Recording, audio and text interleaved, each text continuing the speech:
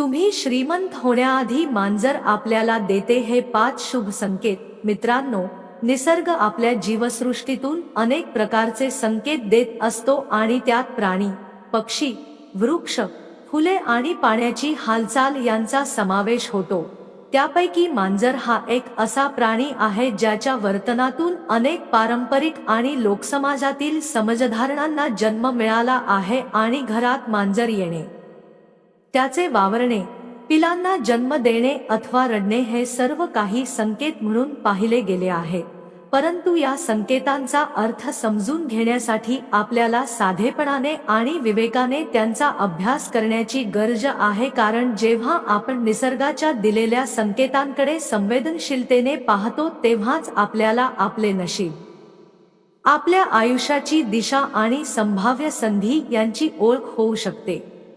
प्रथम आपण समजून घेऊया की मांजर घरात पाणी पीत असताना त्याचा काय अर्थ लावला जातो। अनेक लोकांच्या अनुभवानुसार जेव्हा एखाद्या घरात मांजर शांतपणे पाणी पीत असते तेव्हा ते घरासाठी शुभ मानले जाते, कारण मांजर जरी सामान्यतः मांसाहारी प्राणी असला तरी ती पाण्यात सामावलेली शांती आणि पावित्र्य अनुभवते आणि जिथे मांजर पाणी पिते तिथे घरातला वातावरण, पैशाची परिसंचरण आणि जीवनातील अडथळे सौम्य होतात असे लोक मानतात। पारंपरिक दृष्टिकोनातून बघितले तर मांजराने पाणी प्यायल्याने त्या घरात लक्ष्मीचे आगमन व समृद्धी येण्याची शक्यता निश्चित होते असे समजले जाते, कारण पाणी हे शुद्धीकरणाचे प्रतीक आहे आणि मांजराच्या पाण्याशी समन्वय साधण्याने घरातील नकारात्मकता निघून जाते आणि नवीन संधींचा प्रसार होतो। दुसरे महत्त्वाचे चिन्ह म्हणजे जर तुमच्या घराजवळ 2 मांजर एकमेकांशी भांडत असतील तर त्याला अशुभ मानले जाते। मांजरांची भांडणांची हिंमत आणि तीव्रता हे प्रत्यक्ष जीवनातील तणाव, कुटुंबातील तणाव आणि आर्थिक तप्तता यांची सूचना देतात। अशा आपल्या चॅनलला सबस्क्राइब कर आणि लिही श्री स्वामी समर्थ। आज चांगली बातमी मिळेल।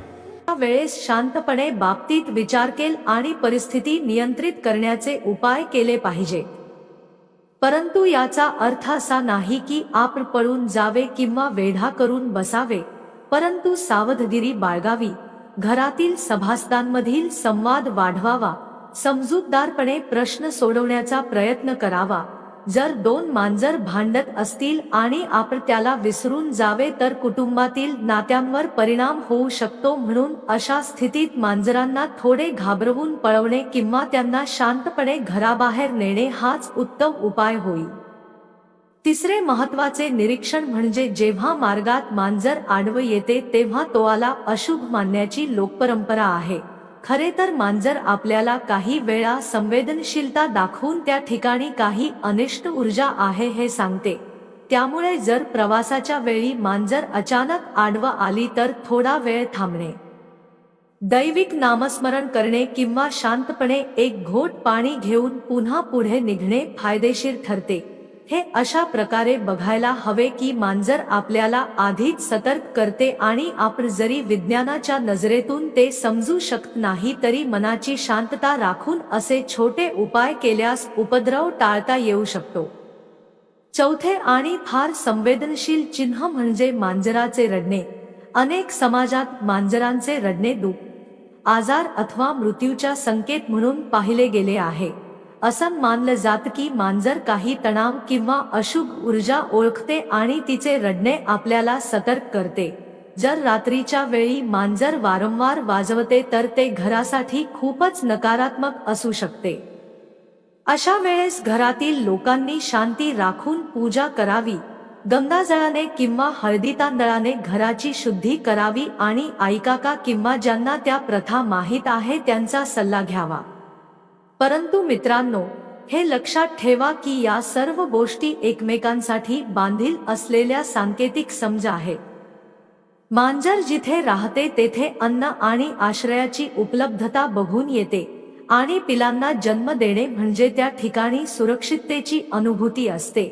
लोकांना ऐतिहासिकदृष्ट्या अमुक घटनांसह जोडून कथे सांगितल्या जातात ज्या वेळोवेळी प्रामाणिक वाटतात आणि त्या कथेप्रमाणे मांजराच्या पिलांचा जन्म कुठल्याही घरात धनार्जन आणि सुखसमृद्धीचे संकेत देतो। आता आपण थोडं वाङ्मयिक आणि सांस्कृतिक दृष्टिकोनातून पाहतो तर लोककथांमध्ये मांजराला देवी लक्ष्मीशी जोडणारे अनेक उदाहरण मिळतात, परंतु हेही तितक्याच प्रमाणात खरी शाश्वत सत्य नसून सांस्कृतिक श्रद्धा आहेत ज्यांनी लोकांच्या अनुभवाला संघटित केले आहे. मानवी मनाला जेव्हा अनपेक्षित चांगले किंवा वाईट काही होते तेव्हा त्यांना कारण शोधण्याची इच्छा होते आणि प्राणी नैसर्गिक संकेत त्यासाठी आदर्श होते. त्यामुळे मित्रांनो, जर तुमच्या घरात मांजर नियमितपणे येऊन पाणी पिते आणि शांतपणे वावरते तर ते नक्कीच एक सकारात्मक संकेत मानावा, परंतु या संकेताला आपण फक्त एक रूढी म्हणून घेता त्यातून उत्पन्न होणाऱ्या सकारण विचारांना प्रोत्साहन द्यावे, म्हणजे जसे आपण घराची साफसफाई व स्वच्छता वाढवून ठेवू, आर्थिक संधींचा अभ्यास करू, घरातील सदस्यांमध्ये संवाद वाढवू, आवश्यक तेव्हा व्यवसायात बदल आणू, अशा प्रकारे मांजराची उपस्थिती आपल्याला एक मानसिक प्रेरणा देते की वेळ आपणाला अनुकूल आहे आणि ह्या मानसिक स्थितीचे परिणाम प्रत्यक्ष प्रयत्नांमुळे दिसू लागतात. अजून एक बारीक गोष्ट लक्षात घ्यावी म्हणजे मांजर घरात पिलांना जन्म देताना त्या घरातील लोकांनी त्यांना अस्वस्थ करून नफरत दाखवू नये, कारण मांजर ही एक संवेदनशील प्राणी आहे आणि तिच्या सुरक्षिततेचा सांभाळ केल्यास ती परत येऊन घराला आणखी सकारात्मक ऊर्जा देते. परंतु पिलांना घराजवळ ठेवून तुम्ही स्वच्छतेची आणि आरोग्याची काळजी घ्यायला हवी, कारण पिलांचा अस्वस्थ वास किंवा रोग्यांची उपस्थिती भानावर ठेवावी लागते. काही वेळा लोक फक्त चिन्हावर विश्वास ठेवून वास्तवाचं दुर्लक्ष करतात आणि त्यामुळे आरोग्य समस्या निर्माण होतात. म्हणून धार्मिक श्रद्धा आणि वैज्ञानिक विचार दोन्हीचा समन्वय करणे गरजेचे आहे.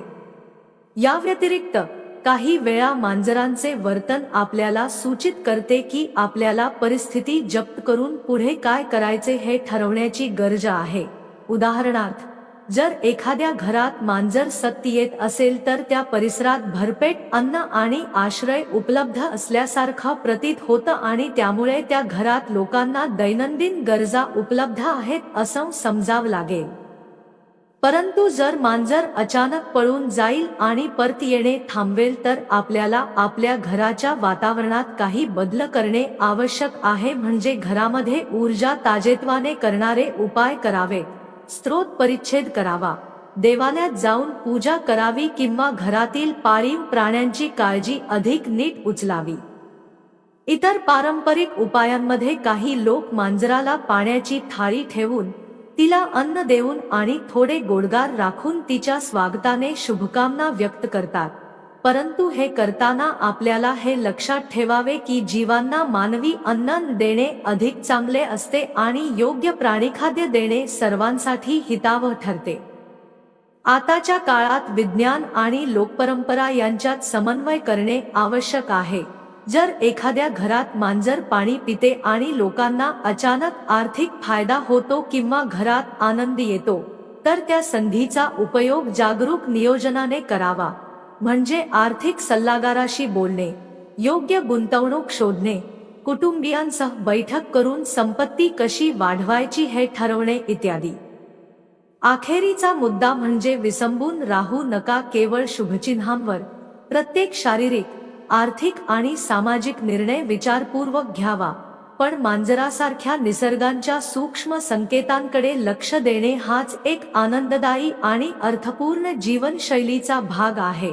जर आपण संवेदनशीलतेने, नम्रतेने आणि विवेकाने या संकेतांना समजून घेतले तर ते आपल्या नशिबाला बदलण्यास मदत करतात आणि आपले लक्ष अधिक चांगल्या संधींकडे वळवतात.